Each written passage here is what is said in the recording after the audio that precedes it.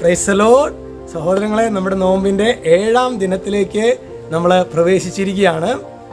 ഇന്നലെ പഠിച്ച വചനത്തിൻ്റെ 2ാം ഭാഗം, അതായത് വിശുദ്ധ യോഹന്നാന്റെ സുവിശേഷം 15-ാം അധ്യായം 12-ാം തിരുവചനം. ഇതാണ് എൻ്റെ കൽപ്പന. നോക്കിയേ, കൽപ്പന എന്ന് പറഞ്ഞിട്ടാണ് യേശു പറയുന്നത്, ഞാൻ നിങ്ങളെ സ്നേഹിച്ചതുപോലെ നിങ്ങളും പരസ്പരം സ്നേഹിക്കണം. അപ്പം ഇന്നലെ നമ്മൾ കണ്ടു എങ്ങനെയാണ് യേശു നമ്മളെ സ്നേഹിച്ചത് എന്ന് നമ്മൾ കണ്ടു.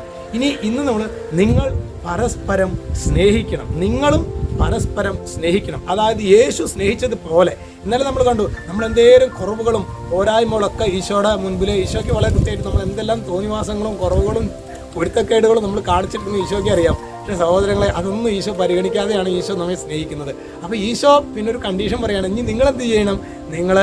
നിങ്ങളുടെ പ്രിയപ്പെട്ടവരുടെ കുറവുകൾ നിങ്ങൾ ഇന്ന് പ്രിയ സഹോദരങ്ങൾ, അതുകൊണ്ട് ഇന്ന് ദാമ്പത്യ ജീവിതത്തിൽ നമ്മൾ ഇന്ന് പ്രത്യേകമായിട്ട് ദമ്പതികൾക്ക് വേണ്ടി പ്രാർത്ഥിക്കുമ്പോൾ, രണ്ടാമത്തെ ഒരു മേഖലയ്ക്ക് വേണ്ടിയാണ്. ഒരുപാട് ദമ്പതികൾ പറഞ്ഞിട്ടുള്ളതാണ്, അച്ഛൻ ഞങ്ങൾക്ക് ഒരുമിച്ച് ദമ്പതികൾ എന്ന നിലയ്ക്ക്, ഭാര്യ ഭർത്താക്കന്മാരെന്ന നിലയ്ക്ക് കുടുംബ പ്രാർത്ഥനയും കാര്യങ്ങളൊക്കെ ഉണ്ടെങ്കിലും ഒരുമിച്ച് എടുക്കുന്നതിന് മുമ്പ് ഒരുമിച്ച് ഞങ്ങൾക്ക് ബെഡ്റൂമിൽ കുറച്ച് നേരം പ്രാർത്ഥിക്കാൻ വേണം.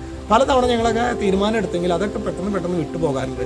ഞങ്ങൾക്ക് ഒരുമിച്ച് ഭാര്യ ഭർത്താവ് എന്ന നിലയ്ക്ക് യേശുവാണ് ഞങ്ങളെ ഐക്യപ്പെടുത്തിയത്. ചിലപ്പോഴൊക്കെ ഞങ്ങളുടെ സ്വന്തം അമ്മ അല്ലെങ്കിൽ അപ്പം വരെ പറഞ്ഞിട്ടുണ്ട്, ഇത് ഈ വിവാഹമല്ല നടക്കേണ്ടിയിരുന്നത് എന്നൊക്കെ പറഞ്ഞിട്ടുണ്ട്. പക്ഷെ ഞങ്ങൾക്കറിയാം യേശുവെ അങ്ങാണ് ഞങ്ങളെ ഒരുമിച്ച് കൂട്ടിയത്. അപ്പം ഭാര്യ ഭർത്താവ് എന്ന നിലയ്ക്ക്, യേശു യോജിപ്പിച്ചവർ എന്ന നിലയ്ക്ക് ഒരുമിച്ച് കിടക്കുന്നതിന് മുൻപ് ഒരു രാത്രിയിൽ ഇനി എന്തെങ്കിലുമൊക്കെ വിഷയങ്ങൾ നിങ്ങൾ പറഞ്ഞു തീർക്കാനും ഒരുമിച്ച് കുറച്ച് നേരം പ്രാർത്ഥിക്കാനും വേണ്ട ഒരു ദൈവകൃപയ്ക്ക് വേണ്ടി. അത് ഞാൻ നിങ്ങളെ നിങ്ങൾ പരസ്പരം സ്നേഹിക്കുകയും അവരുടെ കുറവുകളും ജീവിത പങ്കാളിയുടെ കുറവുകളും പോരായ്മകളും പരസ്പരം കണ്ടറിഞ്ഞ് ക്ഷമിച്ച് അവരെ സ്നേഹിക്കുവാൻ വേണ്ട കൃപയ്ക്ക് വേണ്ടി, അത് ദമ്പതികളാണെങ്കിൽ ദമ്പതികൾ, അല്ലാത്തവരാണെങ്കിൽ അല്ലാത്തവർ, അവർക്ക് വേണ്ടി നമുക്ക് പ്രത്യേകമായിട്ട് പ്രാർത്ഥിക്കാം. ഇതാണ് എൻ്റെ കൽപ്പന, ഞാൻ നിങ്ങളെ സ്നേഹിച്ചതുപോലെ നിങ്ങളും പരസ്പരം സ്നേഹിക്കണം. ഹല്ലേലൂയ.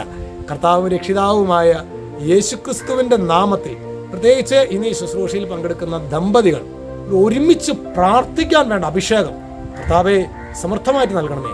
ഒരുമിച്ച് പ്രാർത്ഥിക്കുന്ന കുടുംബം കാലഘട്ടത്തിന്റെ വെല്ലുവിളികളെ നേരിടുമെന്ന് തിരിച്ചറിയാൻ വേണ്ട പരിശുദ്ധാത്മ ജ്ഞാനം ഇതിൽ സംബന്ധിക്കുന്ന എല്ലാ ദമ്പതികൾക്കുണ്ടാകും. യേശുക്രിസ്തുവിന്റെ നാമത്തിൽ ആശീർവദിക്കുന്നു, എപ്പോഴും എന്നേക്കും. ആമേൻ.